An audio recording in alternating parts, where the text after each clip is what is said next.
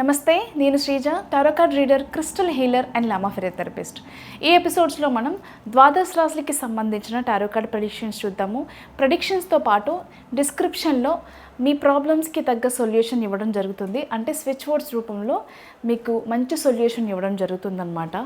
Morning అలాగే evening 28 సార్లు, కుదిరిన వాళ్ళు ఇంకా టైం ఉంది అనుకునే వాళ్ళు 109 సార్లు ఆ స్విచ్ వర్డ్ని జపం చేయండి.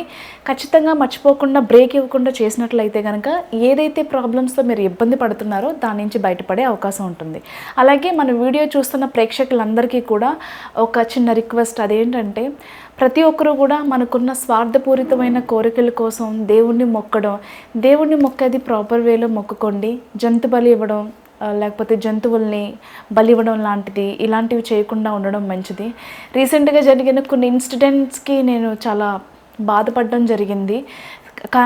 కాబట్టి అవి ఇక్కడితో ఆగిపోవాలనేది నా కోరిక. వాటికి కూడా జీవం ఉంటుంది, ప్రాణం ఉంటుంది. కాబట్టి బ్రతకడానికి అవి కూడా అర్హులు అనేది నా ఒపీనియన్. అలాగే స్ట్రీట్ డాగ్స్ని కూడా ఆదరించండి. ఎండాకాలంలో కానివ్వండి, లేకపోతే చలికాలంలో కానివ్వండి, ప్రతి సీజన్లో, వర్షాకాలంలో కానివ్వండి, అవి చాలా ఇబ్బంది పడుతూ ఉంటాయి. మీకు కుదిరినప్పుడు ఏదన్నా మంచి శుభకార్యాలప్పుడు కూడా వాటికి కూడా కొంచెం ఫుడ్ పెట్టే ప్రయత్నం చేయండి. అలాగే నీళ్ళు అందించే ప్రయత్నం చేయండి. కుదిరితే షెల్టర్ కూడా ఇచ్చే ప్రయత్నం చేయండి. నమస్తే, తులారాశికి సంబంధించిన టారో కార్డ్ ప్రెడిక్షన్స్ చూద్దాము. ఈ ప్రెడిక్షన్స్ అనేవి మనకి ఫిబ్రవరి 1వ తారీఖు నుంచి 15వ తారీఖు వరకు కూడా వర్తిస్తాయి. తులారాశికి సంబంధించి మీకు ఇష్టమైన రిలేషన్ నుంచి మీరు దూరం అయ్యే అవకాశాలు కనిపిస్తున్నాయి. మరీ ముఖ్యంగా రిలేషన్షిప్లో ఉన్న వాళ్ళు కావచ్చు, ఆర్ బిజినెస్ పార్ట్నర్స్ కావచ్చు, భార్యాభర్తలు కావచ్చు, ఎవరైనా సరే కొన్ని ఈగోయిస్టిక్ ఫైట్స్ వల్ల, అంటే కొన్ని నెగిటివిటీ కొంతమంది థర్డ్ పర్సన్స్ కొన్ని నెగిటివిటీ క్రియేట్ చేయడం వల్ల అది నిజమా అబద్ధమా అనే తెలుసుకునే ప్రయత్నం కూడా చేయకుండా అవతల వాళ్ళని మీరు ఈజీగా జడ్జ్ చేయడం వల్ల కొన్ని మనస్పర్ధలు వచ్చే అవకాశం కనిపిస్తుంది. అవతల వాళ్ళు మీ బిహేవియర్ వల్ల కావచ్చు, లేకపోతే అవతల వాళ్ళ బిహేవియర్ వల్ల మీరు కావచ్చు బాగా హర్ట్ అయ్యే సిచ్యువేషన్స్ కనిపిస్తున్నాయి. ఇది ప్యూర్లీ ఈగోయిస్టిక్ ఫైట్స్ అని మాత్రం చెప్పచ్చు. ఒక ఇల్యూజన్లో ఉంటారు. అంటే జరగలేని విషయం ఎవరో జరిగిందని చెప్పి దాన్ని చిత్రీకరించడం వల్ల కావచ్చు, లేదా ఎదుటి వాళ్ళు మిమ్మల్ని అనలేని విషయాల్ని మిమ్మల్ని అన్నారు అని చెప్పడం వల్ల కావచ్చు.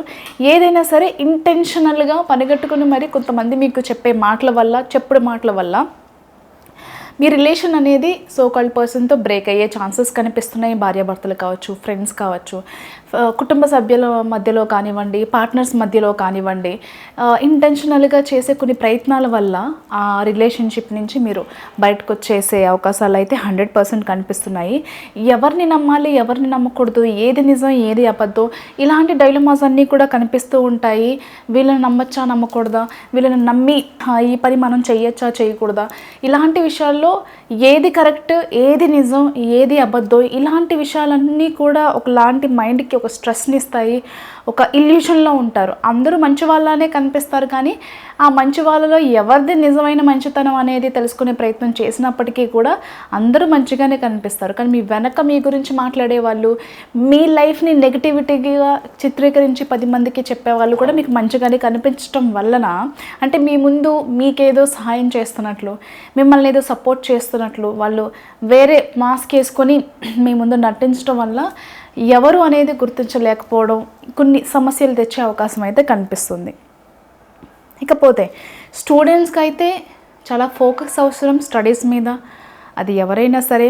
అలాగే జాబ్లో కూడా మీరు చేసే జాబ్ మీద చాలా ఫోకస్ అనేది అవసరం. ఈ మధ్యకాలంలో ఫోకస్ అనేది అటు ఇటు ట్రావెల్ ఉండడం వల్ల మీ వర్క్ మీద ఫోకస్ తగ్గుతుంది, డిటర్మినేషన్ తగ్గుతుంది.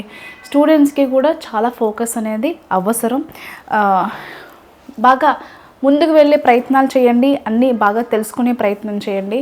అలాగే ప్రతిదీ కూడా ఏం చేసినా అది ఫ్యూచర్లో ఒక బెనిఫిట్ ఉండాలి, ఫ్యూచర్ బాగుండాలి అనే ఆలోచనతో మీరు చేసే పనులన్నీ బాగా కలిసి వస్తాయని చెప్పచ్చు.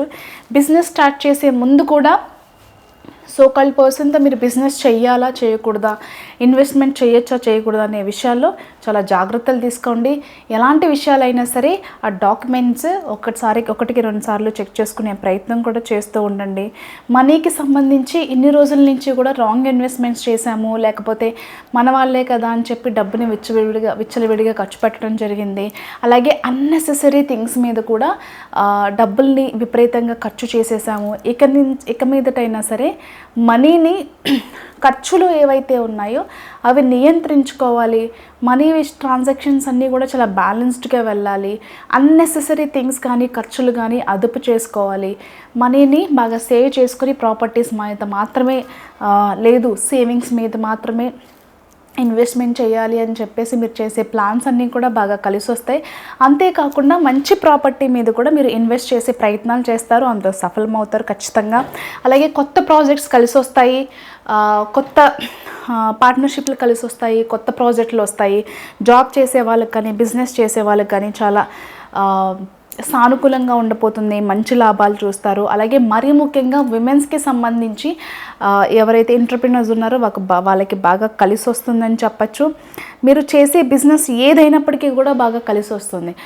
మరీ ముఖ్యంగా ల్యాండ్ రిలేటెడ్ బిజినెస్ చేసే వాళ్ళు ఎవరైతే ఉన్నారో real estate, constructions, jewellery, gold కానివ్వండి, ఇలా ఈ బిజినెస్ చేసే వాళ్ళకి బాగా కలిసి వస్తుంది. అండ్ మీకు ఈ ఇల్యూషన్స్ ఏవైతే ఉన్నాయో, ఎమోషనల్ ట్రామా ఏదైతే ఉందో దాని నుంచి బయటపడడానికి నేను డిస్క్రిప్షన్లో మీకు స్విచ్ వర్డ్ అనేది మెన్షన్ చేస్తాను.